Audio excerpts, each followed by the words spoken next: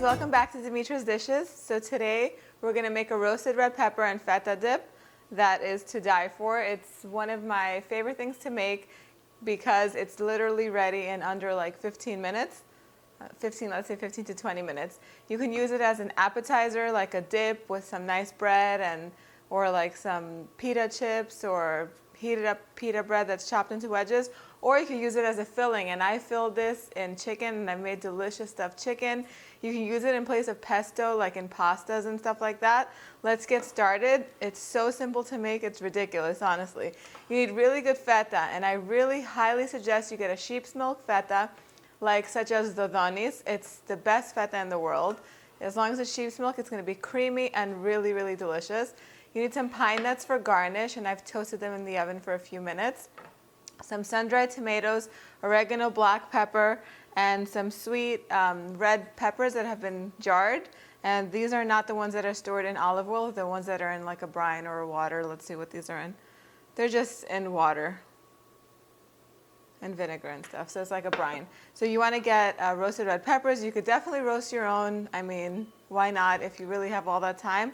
I have them in my pantry all the time because I like to add them in lots of different recipes. So we're going to begin. You're going to begin by setting your oven on the broiler setting. And this is definitely something that you can do on your grill if it's summertime and you want to do it outside. But under the broiler, it's quick, it's easy. It takes 10 minutes. That's all it takes. So I'm going to get another aluminum foil because this one's all messed up. I'll be right back. All right. So this is the last of my aluminum foil. And you don't have to use aluminum foil. I just use it because it just helps with the cleanup time. It makes cleanup that much easier. You know, I don't have to clean this pan afterwards. So you just line whatever pan. If you had a little quarter sheet baking pan, that would be fine too. Whatever fits under the broiler. Make sure it's not glass, okay? Because glass will shatter. You take your chunk of feta cheese. And the good thing about this recipe is you can make as much or as little as you like. So if you're just making a little bit, like for yourself to snack on, obviously just take a little bit of feta cheese. If you're making for a lot of people, double it up. I mean, really, you're just layering stuff on top of each other. Now, sun-dried tomatoes, I love them. I have them in the house all the time.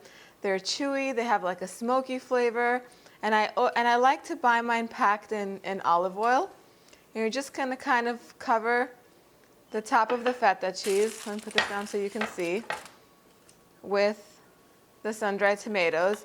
Now, I've done these in a cooking class, and I've made the mistake of putting them all the way on top of my mixture. Like instead of putting the roasted red bell peppers on here, on the top, I can't even get this out. What's going on?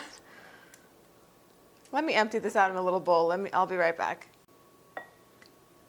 I'll leave one in there.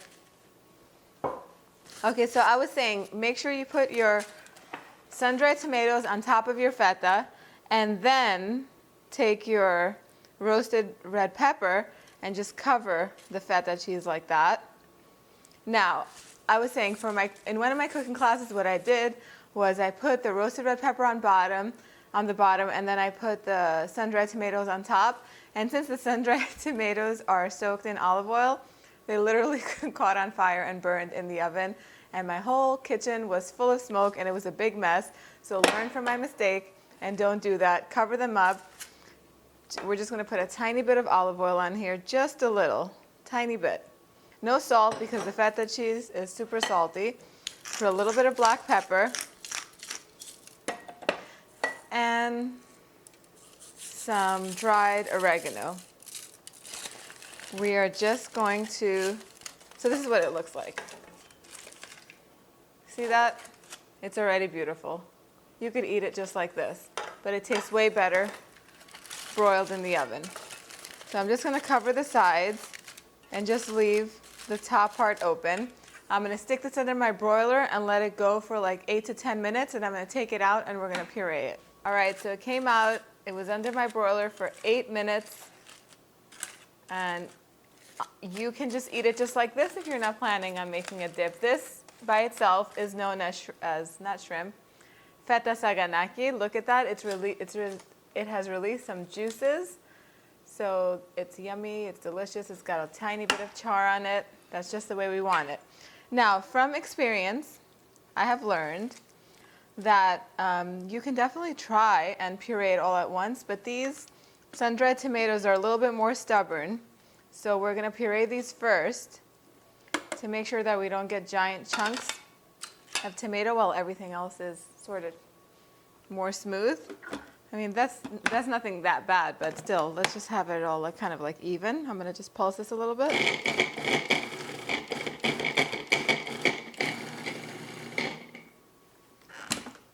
Yep, my tomatoes are perfectly pureed.